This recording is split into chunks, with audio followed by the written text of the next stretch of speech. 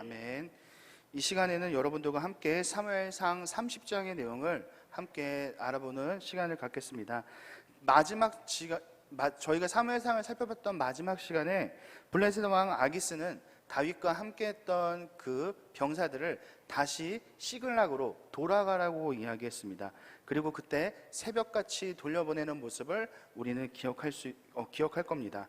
기존의 아벡이라는 곳에서 이제 시글락까지의 거리는 약 100km 정도의 거리이기 때문에 이 부대가 이동할 경우에는 약 3일 정도의 시간이 소요된다고 합니다. 그래서 이들은 3일이라는 시간을 걸쳐서 다시 자신들이 살던 시글락이라는 장소까지 오게 되었습니다. 그런데 그들의 눈에 도착한 것, 자신들의 동네에 와서 그들이 목격하게 된 것은 초토화된 시글락의 모습, 불에 타 있는 시글락의 모습, 나의 가족들이 모두 다 사라져 있는 그러한 모습을 그들은 보게 되었던 것입니다. 그러한 이유는 전쟁을 치르기 위해서 다윗이 그 시글락에 있던 모든 부대를 이끌고 아벡이라는 곳을 갔기 때문에 현재 시글락에는 아무런 병사가 없는 상태였습니다. 그래서 병사가 없다는 사실을 알아낸 아말렉이라는 사람들이 와서 이곳을 약탈하고 모든 것을 가져간 그러한 상황이었습니다. 전쟁에 출정했던 사람들이 그 혹독한 상황 속에서도 버틸 수 있는 것은 내가 돌아갔을 때 나를 반겨주는 가족들의 얼굴을 기억하면서 버틸 수 있는 것인데, 현재 이들은 그러한 전쟁을 치르기 위해서 갔다 온 상황에서 이렇게 그들이 맞이하게 된 절망적인 상황은 그들이 절대 받아들일 수 없는 너무나도 참혹한 그러한 모습이었습니다. 그래서 그들은 이 사실에 눈물을 흘리면서 너무나도 슬펐고 계속 울고, 그리고 울음이 나지 않을 때까지 그들은 계속 슬퍼하는 모습을 가지게 되었습니다. 그리고 이들은 아무리 울어도 내 문제와 내 괴로움이 해결되지 않자 점차 이 원인에 대해서, 이것을 누구 때문에 이러한 일이 일어났는지를 그들은 생각하게 되었고, 그들이 찾아낸 것은 바로 다윗이라는 사람이었습니다. 만약에 다윗이 우리 부대를 이끌고 아벡이라는 곳을 가지 않았더라면 우리는 이곳에 남아서 우리의 가족들을 지킬 수 있을 것인데, 다윗 때문에 우리의 가족이 아말렉에게 이제 포로로 잡혀가게 되었구나 라고 이렇게 사람들이 한 사람 한 사람 생각을 하게 됩니다. 그러다가 그 사람들 중에 한 사람이 이러한 얘기를 합니다. 저 다윗을 돌로 쳐 죽이자. 일반적으로 돌을 던지는 행위는 이스라엘 사회 내에서 영적으로 굉장히 심각한 죄를 지었을 때 공동체적으로 돌을 던지는 모습이 있고, 그리고 또한 성적인 범죄를 저질렀을 때 그러한 돌로 던지는 그러한 모습이 있었습니다. 그런데 이들은 현재 자신들의 가족이 다른 나라 아말렉에게 포로로 잡혀갔다라는 그 슬픔 때문에 현재 다윗에게 그러한 죄가 없음에도 불구하고 돌로 쳐 죽이자고 이렇게 여론을 모아갔던 것입니다. 어떻게 보면 다윗의 입장에서는 지금까지 자신을 따랐던 사람들이 모두 다 등을 돌리는 너무나도 절망적인 그러한 상황일 수도 있는데, 그러한 다윗은 그러한 상황 속에서도 절망하지 않았고 오히려 절망적인 순간에서도 하나님께서는 그의 마음을 절망에 빠지도록 하지 않으시고 오히려 그의 마음을 강하고 담대하도록 하여 주셨습니다. 다윗이 아무것도 하지 않았는데 그냥 하나님께서 그를 담대하게 해주신 것이 아닙니다. 다윗이 힘을 얻게 된 그 배경을 우리는 7절과 8절을 통해서 알 수 있는데, 바로 다윗이 아비아달을 불러서 에봇을 통해서 하나님께 여쭈어보는 그러한 모습을 했었기 때문입니다. 너무나도 절망스러운 상황이지만 다윗은 하나님께 기도함으로써 힘을 얻었습니다. 그리고 이 상황을 어떻게 풀어가야 할지 다윗은 하나님께 여쭈어보기 시작합니다. 하나님께 여쭈어보자. 하나님께서는 그들을 쫓아가라. 그래야면 반드시 도로 되찾으리라 라고 말씀하십니다. 다윗과 함께 했던 그 600명의 군사들은 아말렉에게서 자신의 가족들을 되찾기 위해서, 그리고 나의 빼앗긴 것들을 되찾기 위해서 다시 또 길을 떠납니다. 이곳에 오기 전까지 그 아벡이라는 곳, 그 블레셋 블레셋의 군대가 모였던 곳까지 이들은 가는데 3일, 그리고 그곳에서 시글락까지 오는데 3일, 총 6일이라는 시간을 그들은 이동했기 때문에 굉장히 육체적으로 현재는 너무나도 피곤해 있는 상태였습니다. 그런데 그러한 와중에도 그들은 아말렉을 쫓아가야 되는 그러한 상황입니다.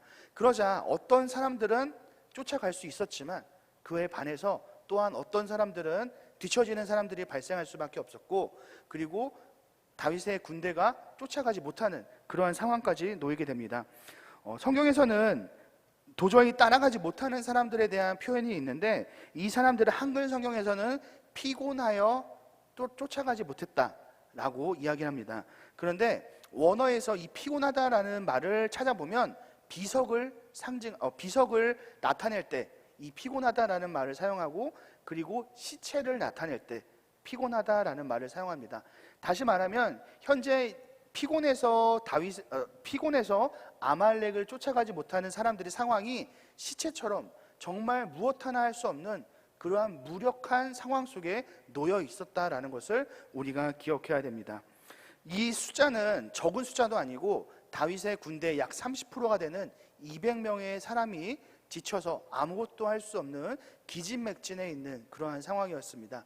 다윗은 그러자 그들에게 그 부솔 시내를 건너지 못할 사람들은 그곳에서 쉬게 하고 나머지 400명의 군사를 데리고 이제 아말렉을 추격하기 위해서 길을 떠나게 되었습니다. 가던 도중에 저기 멀리서 행색이 좋지 않은 한 사람을 만나게 되었습니다. 현재 다윗의 군대의 상황은 빨리 한시라도 빨리 자신의 가족들을 찾아야 되고, 그리고 또 만나야 되기 때문에 조금이라도 지체되었다가는 그들이 종으로 팔려갈 수 있는 상황이기 때문에 빨리 길을 떠나야 되는 상황입니다. 하지만 다윗은 그 사람을 보고 지나친 것이 아니라 그 사람을 회복시켜주고 그 사람을 돌보아주는 모습을 보였습니다.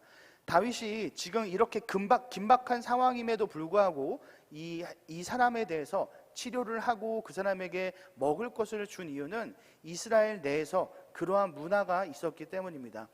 성경에서는 아브라함이 부지 중에 천사를 대접했다라는 내용도 있습니다.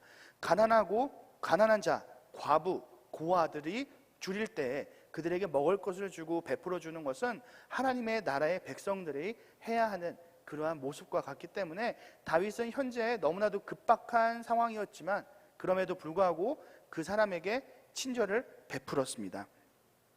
그 사람이 나중에 정신을 차린 다음에 이제 그 사람의 정체에 대해서 물어보니까 그 사람은 애굽 사람이었습니다. 그리고 며칠 전만 해도 아말렉 사람의 종으로 있었는데 자신에게 병이 생기자 그 사람들이 아무 쓸모가 없어지자 그냥 버리고 길을 떠났다라고 자신을 설명합니다.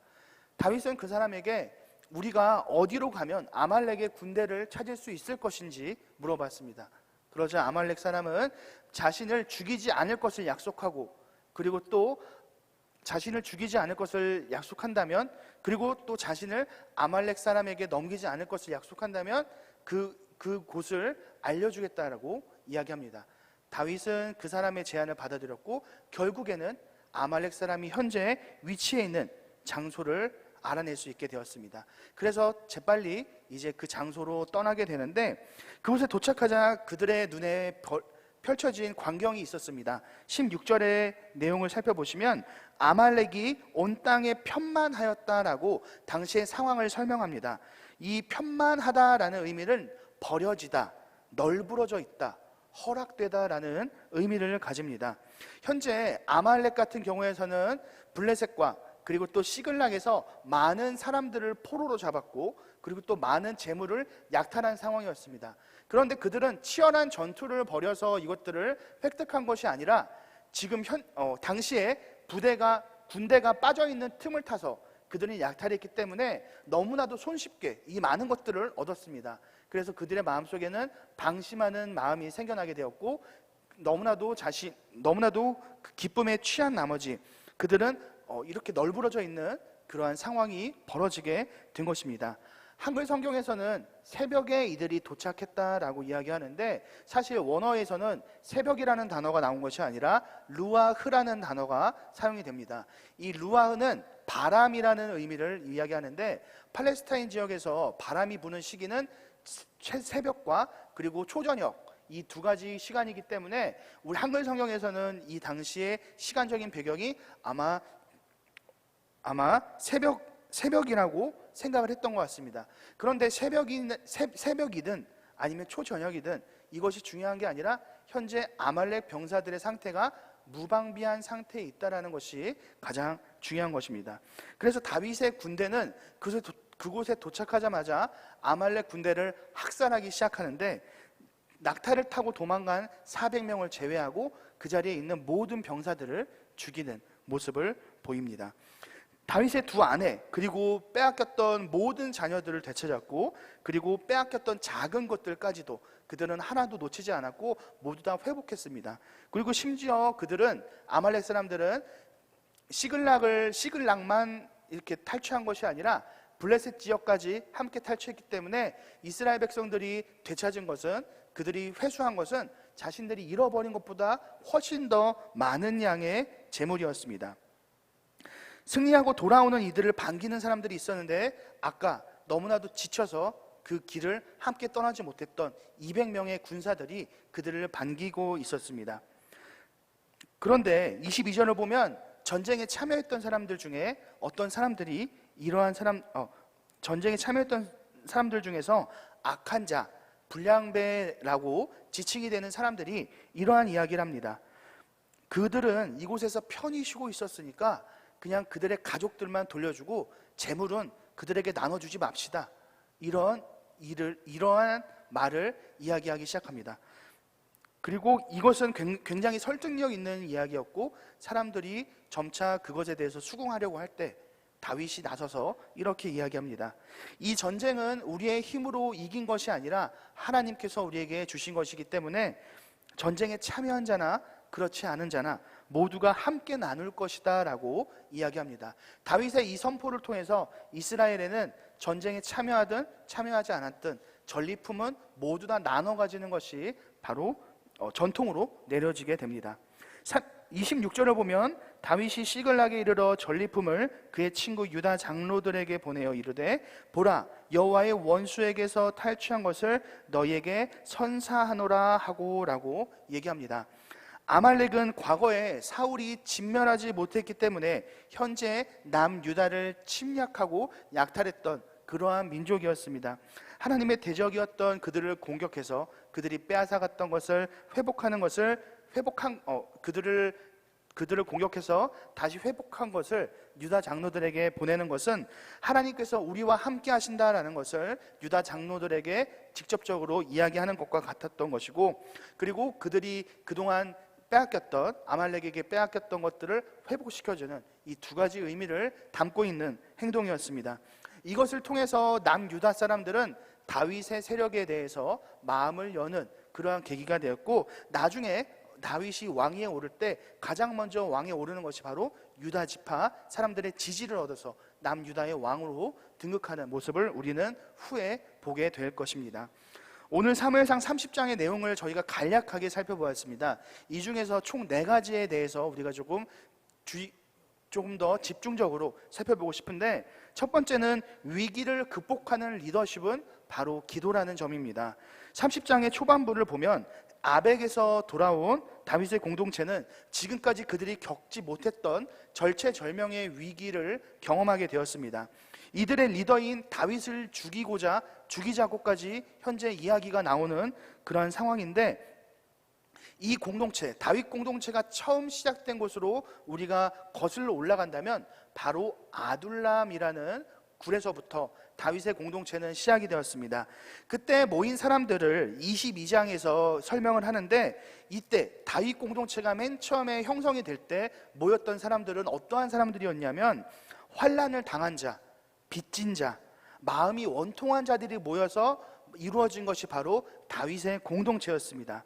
갈 곳 없는 이들을 받아준 것이 바로 다윗이라는 사람이었는데, 그들은 현재 갈 곳 없는 사람들을 받아준 것이 다윗이었고, 현재 그들이 지금의 생활을 할 수 있는 것이 바로 다윗이라는 인물 때문에 가능한 것이었는데, 그들은 현재 나에게 문제가 생기자 그 책임과 원인은 다윗에게 돌리고 화살을 다윗에게로 돌리는 모습을 보였고, 그리고 그의 리더십을 비난하기 시작했습니다. 왜 당신은 모든 병력을 데리고 가서 우리를 이러한 곤란에 빠지게 만들었습니까? 조금의 병력을 남겨두었더라면 우리의 가족들이 그들에게 빼앗기진 않았을 것입니다 라고 다윗을 비난하기 시작합니다. 하지만 이스라엘의 역사를 보면 아말렉의 존재는 바로 그들을 진멸하지 않았던 사울 왕에게 있음을 우리는 알 수 있습니다. 오늘 우리가 봤었던 그 모습과 비슷한 모습이 광야 시대에서도 발생했었는데, 가나안 땅을 정탐한 이후에 정탐꾼들은 그 땅에 대해서 악평을 하고 백성들을 선동하여서 다시 우리가 애굽으로 돌아가자, 다시 우리가 그때 종살이 하던 시절로 돌아가서 우리가 마음껏 그때 고기도 먹고 당시 그 생활로 우리가 돌아가자라고 사람들을 선동합니다. 만약에 우리가 저 땅을 얻기 위해서 들어가게 될 경우에는 저곳에 사는 사람들에게 모두 죽게 될 것이다 라고 사람들의 마음을 흔들어 놓고 선동을 했습니다. 그러자 성경에서는 모세와 아론이 이스라엘 앞에 엎드려진지라 라고 그때 당시의 상황을 이야기하는데, 이 말은 모세와 아론이 백성들 앞에서 내동댕이 쳐졌다라는 이야기입니다. 하지만 이러한 상황이 일어났지만 결국 하나님께서는 이러한 상황 속에서 그 결과는 그 땅에 대해서 악평했던 모든 사람들이 가나안 땅에 들어가지 못하게 되는 결과를 우리는 출애굽기를 통해서 알 수 있게 됩니다. 공동체는 하나가 되어야 됩니다. 하나가 되어야 되지만 때로는 사람의 마음이 맞지 않아서 서로 비난하고 미워할 수도 있고, 아니면 심지어 우리가 오늘 본 것처럼 상대방을 끌어내리려고 하는 모습도 존재합니다. 이러한 위기의 상황 속에서 우리가 해야 하는 것은 무엇일까요? 바로 다윗은 시편을 통해서 자신이 위기의 상황이 있을 때, 고난에 있을 때 어떠한 생각을 가졌고 마음을 가졌는지 자세하게 설명해 놓았습니다. 시편 25편을 제가 잠시 읽겠습니다. 내 눈이 항상 여호와를 바라보면 내 발을 그물에서 벗어나게 하실 것이미로다. 주여, 나는 외롭고 괴로우니 내게 돌이키사 나에게 은혜를 베푸소서. 내 마음에 근심이 많사오니 나를 고난에서 끌어내소서라고 다윗은 위기의 순간, 고난의 순간 속에 하나님께 이렇게 기도했습니다. 운다고 해서, 아니면 다른 사람에게 하소연한다고 해서, 아니면 다른 사람을 미워하고 그 책임을 다른 사람에게 넘긴다고 해서 문제가 해결되지 않습니다. 만약에 우리가 고난을 마주하게 될 때 그 고난의 본질에 대해서 잊어버리게 된다면 우리는 결단코 옳은 판단과 선택을 할 수 없게 될 것입니다. 다윗은 이 위기의 순간에 아비아달에게 에봇을 가져오게 했습니다. 그리고 하나님께 뜻을 물었습니다. 현재 다윗의 경우에는 사랑하는 두 아내가 아말렉에게 잡혀가는 있는 상황이고, 자신의 자식들이 잡혀가 있는 상황이고, 자신의 재물까지도 모두 다 빼앗긴 상황이기 때문에 이것은 하나님께 물어보지 않아도 그는 아말렉을 쫓아가는 것이 너무나도 당연했지만, 그러한 순간 속에서도 다윗은 하나님께 물어봤습니다. 그리고 그것이 바로 어떠한 상황 속에서라도 너무나도 당연해 보이는 상황이지만 그럼에도 하나님께 물어보는 것이 다윗의 신앙이었습니다. 하나님, 이들을 추격해도 되겠습니까? 그러자 하나님께서는 그에게 말씀하십니다. 쫓아가라. 내가 반드시 그들을 붙잡고 빼앗긴 모든 것들을 되찾으리라. 이 기도의 응답이 다윗의 마음을 강하게 하고 굳세게 했던 것입니다. 왜냐하면 하나님께서 반드시 되찾을 거라고 다윗에게 말씀하셨기 때문입니다. 다윗은 성경에서 손에 꼽을 만한 그러한 인물입니다. 그런데 그가 대단한 이유는 그 다윗이라는 인물이 하나님의 마음에 합한 사람이었고, 그리고 하나님의 뜻을 마음에 품을 수 있었던, 그리고 다윗이 하나님의 뜻을 마음에 품을 수 있었던 이유는 그는 어딜 가나 기도하는 기도의 사람이었기 때문입니다. 많은 사람들이 이렇게 이야기합니다. 저는 지금 너무 힘들어서 기도할 수 없습니다. 제가 처해 있는 상황이 좀 해결되고 난 다음에 조금 마음의 여유가 생기면 그때 기도하겠습니다 라고 이야기를 하는데, 이것은 사실은 좀 잘못된 접근입니다. 우리가 힘드니까 하나님께 기도하는 것이고, 우리가 힘드니까 그 말씀을 통해서 힘을 얻기 위해서 성경을 보는 것입니다. 그 이유는 우리가 성경을 보는 이유가 성경 안에 우리가 찾고 있는 그 답이 있기 때문입니다.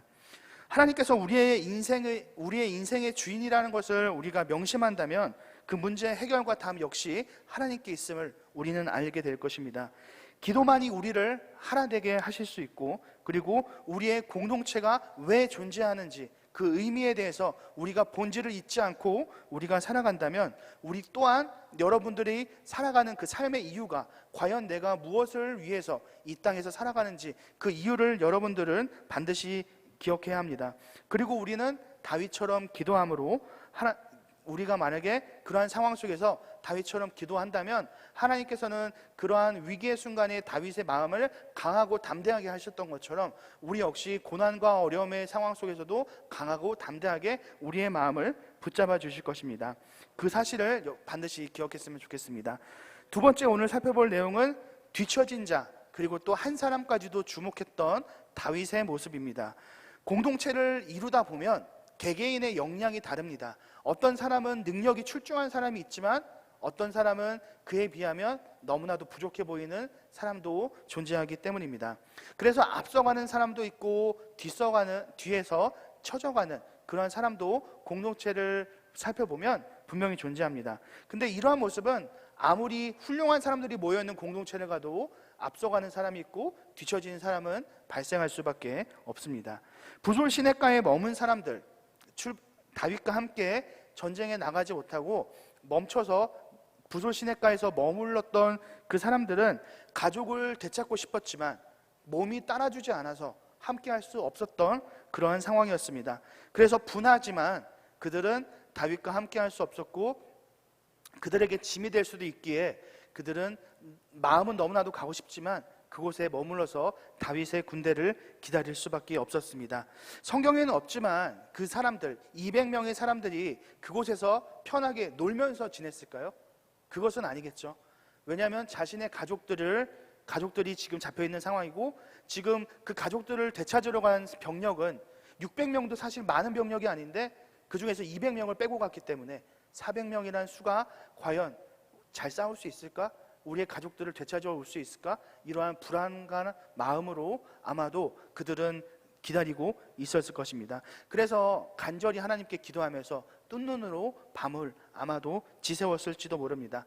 그 기다렸던 200명의 사람들은 실제로 전투에는 참여하지 못했지만 아마도 그들은 기도로서 영적으로 함께 기도하며 싸웠던, 영적인 전투에 함께 싸웠던, 참여했던 그러한 사람인 것입니다. 다윗의 병력의 30%나 되는 병력을 놓고도 그는 전쟁을 떠났습니다. 그가 이렇게 너무나도 무모해 보일 수 있는 그러한 행동을 할 수 있었던 것은 그는 전쟁의 승패가 사람의 수에 달린 것이 아니라 바로 하나님께 있음을 알고 있었기 때문입니다. 과거 소년이었을 때 다윗의 모습을 살펴보면 17장에 이렇게 그가 이야기합니다. 여호와의 구원하심이 칼과 창에 있지 아니함을 이 무리에게 알게 하리라. 전쟁은 여호와께 속한 것인즉 그가 너희를 우리 손에 넘기시리라 라고 그는 골리앗 앞에 섰을 때 이렇게 담대하게 외칠 수가 있었습니다. 현재 다윗은 골리앗 앞에 섰을 때 그 마음과 영성을 회복한 상태가 되었던 것입니다. 가는 도중에 또 몸이 아픈 병든 애굽 사람을 또 한 명 만나게 되었습니다. 아말렉은 그 사람에게서 이용 가치가 사라지게 되자 그를 버려두고 떠났습니다. 어떻게 보면 이용 가치가 사라지자 거리낌 없이 그 종을 버리는 모습을 보였지만 다윗은 그 사람에게 먹을 것을 주고 그리고 또 그에게 은혜를 베풀었습니다. 다윗에게 있어서 나에게 이익이 되는지 아닌지가 중요한 게 아니라 그 사람의 한 생명이 다윗에게 있어서는 더 소중했기 때문에 그 사람을 도저히 지나칠 수가 없었던 것입니다. 신약 성경을 보면 누가복음 7장에 백부장의 종 역시 비슷한 상황입니다. 종 같은 경우에는 당시의 소유물의 개념이었습니다. 그래서 그 종을 버리든지 말든지는 주인이 결정하는 것입니다. 그래서 이 종을 통해서 병이 들어서 내가 이 종이 너무나도 내가 조금 관리하기 좀 힘들겠다 싶으면 당연히 버리는 게 맞는 것이고 그것이 절대 비난받을 만한 일이 아니었습니다. 그런데 이 백부장의 종 같은 경우에는 당시에 유대인들 같은 경우에는 선민의식이 있기 때문에 굉장히 폐쇄적인 그러한 생각을 가진 사람인데, 그러한 폐쇄적인 사람들까지도 이 백부장의 종을 고쳐달라고 이렇게 이야기한 것을 보면 굉장히 이 백부장이 경건한 사람이었다는 것을 우리가 알 수 있고, 그리고 또 말씀을 실천하는 사람이었다는 것을 또한 알 수 있습니다. 바른 신앙을 가진 사람은 세상의 가치관과 다르게 그 사람의 생명과 영혼을 더욱더 소중하게 생각합니다. 오늘 본문으로 다시 넘어와서 애굽 사람은 다윗이 제공한 빵과 건포도, 물을 먹고 나서 정신을 차리게 되었습니다.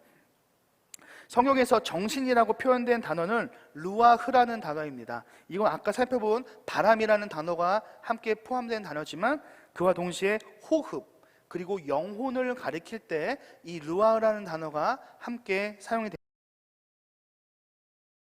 주었던 그 음식은 단순하게 그 사람의 허기만 채운 것이 아니라 그 사람의 영혼까지 회복시키는 그런 놀라운 경험이 그 사람에게 나타나는 것입니다. 그 사람이 그동안 가지고 있었던 그 정신적인 상처나 마음의 아픔들이 다윗이 준 음식을 통해서 그가 육신이 회복됨과 동시에 그의 정신적, 마음적 상처 역시 함께 치유된 것입니다. 이러한 성경에 나타나는 모습을 볼 때 우리는 신앙생활이라는 것이 나 혼자 하는 것이 아니라 공동체를 이루면서 서로에게 회복을 줄 수 있는 그러한 모임의 형태를 가져야 된다는 것을 우리는 알 수 있게 됩니다. 세 번째, 오늘 본문을 통해서 알 수 있는 것은 선택을 통해서 이끄신다라는 내용입니다. 아주 우연하게 하나님께서 역사를 이끌어 가신다는 내용인데, 본문에서 하나님의 음성은 다른 방식으로 다윗에게 2번 등장합니다. 첫 번째는 에봇을 통해서 하나님께서 말씀을 하셨고, 두 번째는 애굽 종을 통해서 하나님께서 그에게 말씀하십니다. 첫 번째, 에봇을 통해서 하나님께서 말씀하신 것은 오늘날에 우리가 기도와 말씀을 통해서 우리가 동일한 것을 얻는다고 할 수 있습니다. 하지만 다윗이 경험했던 두 번째 방식인 애굽 조행에서 하나님의 음성을 듣는 것은 오늘날 우리의 삶을 주의 깊게 살피지 않는다면 하나님의 뜻을 제대로 분별할 수 없게 될 것입니다. 삶에 대한 경험이 쌓여가면서 참 하나님께서 우리의 인생을 다양한 방식으로 이끌어 가시는구나, 우리는 느낄 때가 너무나도 많습니다. 오늘 다윗 같은 경우에서도 우연히 만나게 된 그 애굽 사람을 통해서 유목민 아말렉의 위치를 그는 알아낼 수 있게 되었습니다. 만약에 그 우연히 만난 애굽 사람이 없었더라면 다윗은 아말렉의 위치를 찾지 못했을 것입니다. 왜냐하면 아말렉이라는 민족은 한 곳에 머물러 있는 사람들이 아니라 유목민족이기 때문에 어디든지 장소를 이동할 수 있는 그러한 사람이었기 때문에 정확한 그들의 위치를 파악하는 것은 너무나도 쉽지 않은 일입니다. 하지만 우연히 만난 이 애굽종을 통해서 아말렉의 위치를 다윗은 찾아낼 수 있게 됩니다. 이처럼 우리의 삶 속에서도 하나님께서 우연하게 우리에게 내미시는 도움의 손길을 우리는 발견할 수 있습니다. 그리고 어떻게 보면 사건의 실마리를 푸는 그러한 열쇠가 우리 주변에 이미 존재할지도 모릅니다. 그것을 발견한다면, 그것을 빨리 발견하게 된다면 우리의 인생이 좀 더 빠르게, 좀 더 올바른 방향으로 가겠지만, 만약에 우리가 그것을 바로 알아차리지 못한다면 우리의 인생은 3년, 5년, 10년 아니면 더 많은 시간 동안 방황하게 될지도 모릅니다. 하나님께서는 믿는 사람들만 사용하지 않으십니다. 때로는 믿지 않는 사람들을 통해서까지 하나님께서는 역사를 이끌어 가십니다. 그리고 또한 그냥 우리가 보는 자연 속에서 하나님께서는 우리에게 말씀하실 때도 있고, 아니면 우리가 너무나도 당연하게 생각하는 그 일상 속에서도 하나님께서는 우리에게 말씀을 하고 계십니다. 문제는 우리에게 벌어지는 그 사건들이 과연 하나님의 뜻인지 사람의 생각인지 그것을 판단하는 것이 우리에게 또 중요합니다. 그런데 그것을 알아내기 위해서 우리가 해야 되는 것은 바로 분별할 수 있는 힘을 기르는 것이고, 그 분별할 수 있는 힘을 기를 수 있는 방법은 오직 성경을 볼 때 우리는 그것이 하나님의 말씀인지 아니면 단순하게 사람의 생각인지 우리는 명확하게 분별할 수 있게 됩니다. 소외받는 자가 없도록 하는 것이 성경의 가르침입니다. 구약에서 11조가 이스라엘 내에서 필수적인 것이었는데 그 이유는 이 11조의 사용 용도가 바로 고아나 과부, 여행자들 혹은 가난한 자들이 굶주릴 때 그들에게 주어야 하는 것이기 때문에 하나님께서는 11조를 필수적으로 말씀하셨습니다. 신약에서는 이 11조의 원리가 자신의 것을 팔아 남에게 각 사람의 필요에게 나눠주고 모든 물건을 통용하는 모습으로 초대교회에 나타나게 됩니다. 마태복음에서는 예수님께서 심판에 대한 비유를 이렇게 설명하십니다. 그들도 대답하여 이르되 주여 우리가 어느 때에 주께서 줄이신 것이나 목마르신 것이나 나그네 되신 것이나 헐벗으신 것이나 병드신 것이나 옥에 갇힌 것을 보고 공양하지 아니하더니까. 이에 임금이 대답하여 이르시되 내가 진실로 너희에게 이르노니 이 지극히 작은 자 하나에게 하지 아니하는 것이 곧 내게 하지 아니한 것이니라 하시니라 라고 하면서 하나님께서는 지극히 작은 자에게 한 것이 바로 예수님을 공경하고 사랑하는 것이라고 말씀하십니다. 우리가 섬기고 우리가 나누는 생활을 할 때 내가 좋아하는 사람, 내가 사랑하는 사람과만 나누는 것은 사랑이 아닙니다. 내가 접하는 모든 사람에게 동일하게 우리가 가진 사랑을 베풀어야 하고 오히려 그 상대방의 형편이 어려울수록 우리는 더 많이 그 사람에게 베풀어야 하는 것이 바로 예수님의 가르침입니다. 다윗은 신앙에 대한 이해가 깊었기 때문에 그 가르침대로 했고 처음 보는 사람 그리고 또 병들어서 쓰러져 있는 사람인데 그 사람을 못 본 척하고 지나갈 수 있었지만 그럼에도 그는 그 사람에게 은혜를 베풀어 주었습니다. 그를 도와주는 것이 시간이 지체하는 것처럼 보였지만 오히려 다윗에게 있어서는 최적의 시간에 아말렉을 찾을 수 있는 그러한 아말렉을 만나서 대승을 이룰 수 있는 그러한 모든 것 역시 하나님의 이끄심이었습니다. 하나님의 방식은 합력하여 선을 이루기 때문입니다. 오늘 신앙과 삶을 별개로 생각하시는 분들이 너무나 많습니다. 하지만 그것은 잘못된 것입니다. 보이지 않는 그 사람의 신앙을 나타내는 것이 바로 우리의 삶이고 우리의 행동이기 때문입니다. 믿음의 조상 아브라함이 자신의 아들인 이삭을 바칠 때 하나님께서는 내가 이제야 네가 하나님을 경외하는 줄 아노라 라고 말씀을 하십니다. 그러면서 다시 한번 언약을 확증해 주시는 그러한 모습도 우리는 창세기를 통해서 볼 수 있게 됩니다. 우리의 신앙을 삶을 통해서 증명하는 여러분들이 되시기 바랍니다. 마지막으로 우리가 함께 살펴볼 것은 당연하다고 당연한 게 아니다라는 내용입니다. 우리가 살아가는 자본주의 사회의 특징으로는 개개인의 사유재산을 인정합니다. 개개인의 재산을 인정하고 그리고 또 모든 것이 가격이 형성되어 있습니다. 그리고 이윤을 목적으로 하고 노동력까지도 상품화되어 있습니다. 능력에 따라서 이 사람이 많은 일을 했으면 많은 것을 주는 것이 우리가 살아가는 이 시대의 방식이고 그리고 또 내가 투자한 만큼 내가 수고한 만큼 더 많은 것을 얻는 것이 바로 우리가 살아가는 사회의 방식입니다. 그렇기 때문에 오늘 본문 속에서 다윗의 그 모습은 어쩌면 우리의 가치관과 조금 충돌되는 것처럼 우리가 느낄 수 있습니다. 우리 생각에 당연히 400명의 사람들이 전투를 떠났고 더 많은 고생을 했으니까 남아있는 사람들보다 더 많은 것을 얻는 게 당연한 게 아닌가? 이런 생각이 우리 안에도 들 수가 있습니다. 그런데 다윗은 우리와 좀 다른 결정을 했습니다. 사람을 그의 가족의 품에 돌려주고 획득한 전리품에 대해서도 골고루 나누는 것이 바로 다윗이 선택한 방식입니다. 다윗이 이러한 행동을 할 수 있었던 것은 바로 이 전쟁이 우리의 힘과 우리의 노력으로 얻은 것이 아니라 바로 하나님께서 우리에게 주신 은혜였기 때문에 그것들을 모두 공평하게 나눌 수가 있었던 것입니다. 반면에 다윗과 반대되는 그 의견을 가진 사람들도 오늘 성경에서는 존재했습니다. 오히려 어떻게 보면 우리의 생각과 조금 더 가까운 사람들이라고 볼 수 있는데 성경에서는 이 사람들을 표현하기에 22절에 악한 자와 불량배들이라고 표현을 합니다. 악한 자와 이 불량배라는 표현은 사무엘상에 자주 등장했던 표현인데 먼저 엘리의 아들들을 표현할 때 이 불량자라는 단어가 사용되었고, 그리고 또한 하나님께서 세우신 왕인 사울을 인정하지 않는 사람들을 가리킬 때 역시 이 불량배들이 사용되었습니다. 이 불량배는 베리알이라는 단어가 사용되는데 무가치한 자들, 그리고 경건하지 않은 자들을 이야기할 때 바로 불량배 혹은 악한 자들이라고 성경에서는 이야기합니다. 이 악한 자들은 분배하는 것을 원하지 않습니다. 그 이유는 이 전쟁의 승리가 하나님으로부터 온 것이 아니라 바로 자신들의 노력과 힘으로 얻은 것이라고 생각하는 사람들이기 때문입니다.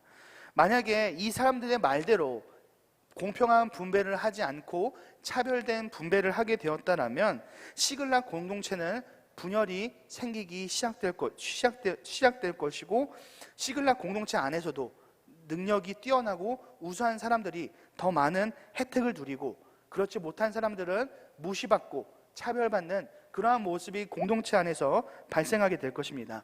아까 우리가 살펴보았지만 아둘람 굴에서 다윗 공동체가 시작될 때 이 사람들은 모두 다 차별받고 억압받던 사람들이었습니다. 그런데 현재 그들의 상황이 좀 나아지자 그들의 안에서 다시 그들이 받았던 그 차별이 다시금 그들 안에서 또한 존재하려고 발생하려고 하는 모습이었던 것입니다. 그래서 앞으로 하나님 나라를 이끌어갈 다윗의 공동체에서는 차별 같은 것이 존재하면 안 되기 때문에 다윗은 이것에 대해서 차별하지 않고 공평하게 나누어 주었던 것입니다.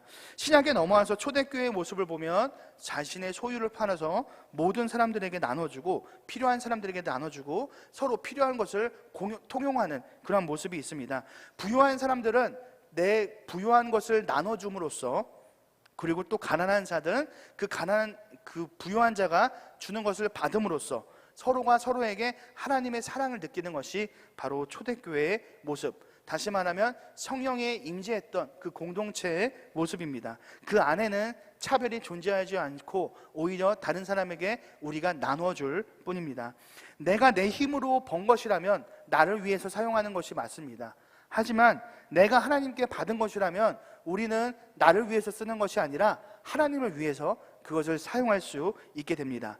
이것이 단순하게 돈에 국한되는 것이 아니라 우리의 시간, 우리의 모든 것들, 우리의 삶 역시도 이것이 내가 주인인 삶이라면 나를 위해서 사용하기지만, 만약에 하나님께서 우리에게 주신 삶 역시 하나님께서 주신 것이라면 우리는 우리의 시간, 우리의 모든 것들을 하나님을 위해서 사용할 수 있게 될 것입니다. 그것이 바로 기독교에서 말하는 바로 신앙의 원리라는 것을 여러분들이 기억하셨으면 좋겠습니다. 예수 그리스도를 통해서 우리의 죄가 회복되었고, 그리고 우리는 구원을 거저 얻었습니다. 우리의 수고가 아니라 하나님으로부터 우리는 은혜를 얻었던 것입니다. 그 은혜를 우리는 혼자서만 간직하는 것이 아니라 모든 사람에게 공평하게 나눔으로써 우리는 널리 이것을 세상에 전해야 됩니다. 가치관이라는 것은 참 무서운 것 같은데, 교회 내에서 생활을 하지만 우리의 생각과 우리의 삶의 방식, 우리의 삶의 모습은 어떻게 보면 하나님의 방식보다 세상의 방식을 더 쫓아가는 모습이 더 많이 존재하기 때문입니다. 그렇기 때문에 우리가 올바른 이해와 그리고 생각을 가지지 않는다면 교회 내에서도 세상의 방식이 그대로 물이 들어버려서 본래 가져야 할 기독교의 그 빛, 거룩한 빛과 그 거룩함을 아마도 잃어버리게 될 것입니다. 머릿속으로 당연하다고 해서 당연한 게 아닙니다. 성경을 통해서 그것이 참이라는 확신을 갖는 우리가 되었으면 좋겠고, 세상에 나아가서 거룩함을 나타내는 우리 모두가 되어기를 간절히 바랍니다. 기도하겠습니다.